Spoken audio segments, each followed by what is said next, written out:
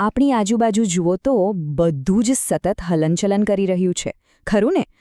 પછી એ ઝાડ પરથી પડતું પાંદડું હોય કે આકાશમાં ફરતા ગ્રહો. પણ ક્યારેય વિચાર આવ્યો કે આ બધી ગતિ પાછળનું વિજ્ઞાન શું છે? તો ચાલો આજે આપણે આ જ રોમાંચક દુનિયામાં જઈએ અને ગતિના અલગ અલગ પ્રકારોને સમજીએ. આ સવાલ આમ તો સાવ સીધો સાદો લાગે, પણ એનો જવાબ? એનો જવાબ તો ભૌતિકશાસ્ત્રના ઊંડા રહસ્યો ખોલી નાખે છે કે ભાઈ આપણી આસપાસની વસ્તુઓ ખરેખર કઈ રીતે ગતિ કરે છે. ચાલો એને જ શોધીએ. અહીંયા જુઓ, એક બાજુ પરેડમાં કૂચ કરતા સૈનિકો છે અને બીજી બાજુ એકદમ ફાસ્ટ રેસિંગ કાર. આમ જોઈએ તો બંને કેટલા અલગ લાગે છે, નહીં? પણ સાચું કહો તો વિજ્ઞાનની નજરે આ બંને એક જ વસ્તુ છે, ગતિ, અને આપણે આ બંનેને સમજી શકીએ છીએ. તો ચાલો આ આખી વાતને સમજવાની શરૂઆત કરીએ સૌથી સરળ, સૌથી બેઝિક પ્રકારની ગતિથી. મતલબ કે એવી ગતિ જે એકદમ સીધા રસ્તે, એક સીધી લીટીમાં ચાલતી હોય. જેમ કે આ સૈનિકોને જ જોઈ લો, એ બધા એકદમ સીધી લાઇનમાં આગળ વધી રહ્યા છે. આનાથી સારું ઉદાહરણ બીજું શું હોઈ શકે સીધા રસ્તા પરની ગતિનું? હવે વિજ્ઞાનની ભાષામાં આને કહેવાય છે સુરેખ ગતિ, અથવા અંગ્રેજીમાં કહીએ તો રેક્ટિલિનિયર મોશન. બસ એટલું જ યાદ રાખવાનું કે જો કોઈ વસ્તુ સીધી લીટીમાં જતી હોય તો એ છે સુરેખ ગતિ. છે ને એકદમ સિમ્પલ? પણ એક મિનિટ, આપણી દુનિયામાં બધું ક્યાં સીધી લીટીમાં ચાલે છે? બધે વળાંકો છે, ગોળ ગોળ ફરતી વસ્તુઓ છે. તો સવાલ એ થાય કે જ્યારે કોઈ વસ્તુ સીધી રેખામાં ન જતી હોય ત્યારે શું? બસ આ જ સવાલ આપણને આગળ લઈ જશે. ચાલો જોઈએ. તો હવે આપણે આવીએ છીએ ગતિના બીજા પ્રકાર પર, અને એ છે વર્તુળાકાર ગતિ. એટલે કે જ્યારે વસ્તુઓ ગોળ ગોળ એક સર્કલમાં ફરે. અહીં આપણી સામે અમુક ઉદાહરણો છે. પંખાના પાંખિયા છે, પવનચક્કી છે અને પેલું ઘાણીએ ફરતો બળદ પણ છે. આ બધામાં એક વાત કોમન છે. કઈ? બિલકુલ સાચું, એ બધા જ એક ગોળાકાર રસ્તા પર ફરી રહ્યા છે. અને સાચું કહું તો આ જ વર્તુળાકાર ગતિનું આખું રહસ્ય છે. જરા વિચારો, પંખાનું પાંખિયું ગમે તેટલું ફાસ્ટ ફરે, પણ એના છેડાનું અંતર પંખાના સેન્ટરથી ક્યારેય બદલાય છે? ના, એ હંમેશા સરખું જ રહે છે. તો લો, આના પરથી જ એની વ્યાખ્યા બની ગઈ. વર્તુળાકાર ગતિ એટલે શું?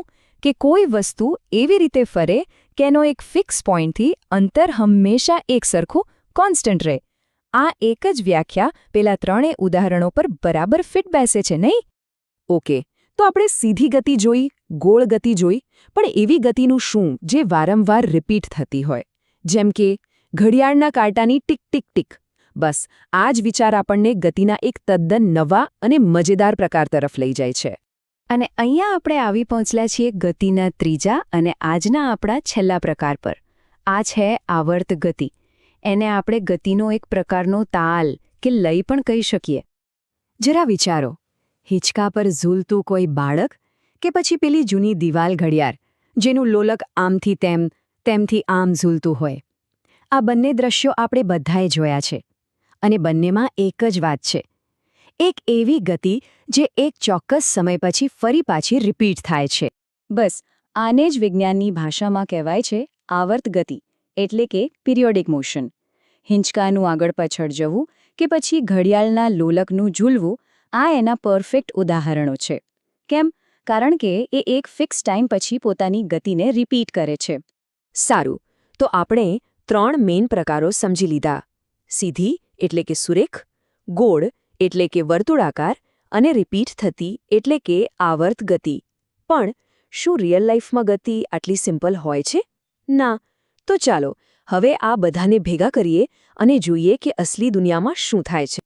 હકીકત તો એ છે કે મોટાભાગની ગતિઓ આ બધા પ્રકારોનું એક મિક્સચર હોય છે. એક મસ્ત ઉદાહરણ આપું, સાયકલનું પૈડું. એ પોતાની ધરી પર ગોળ ગોળ ફરે છે, બરાબર?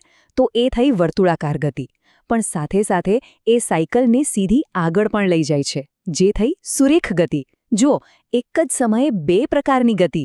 આ જ તો ગતિની અસલ મજા છે. તો આપણે અત્યાર સુધી જે પણ સમજ્યા એને ફટાફટ યાદ કરી લઈએ.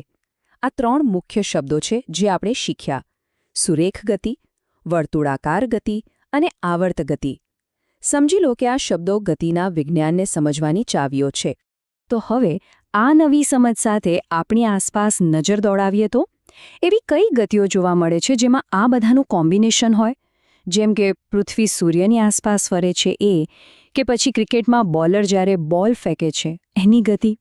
આ બધું એ જ બતાવે છે કે વિજ્ઞાન ક્યાંય દૂર નથી, આપણી રોજિંદી જિંદગીમાં જ છે. બસ એને જોવાની એક નવી નજર કેળવવાની જરૂર છે.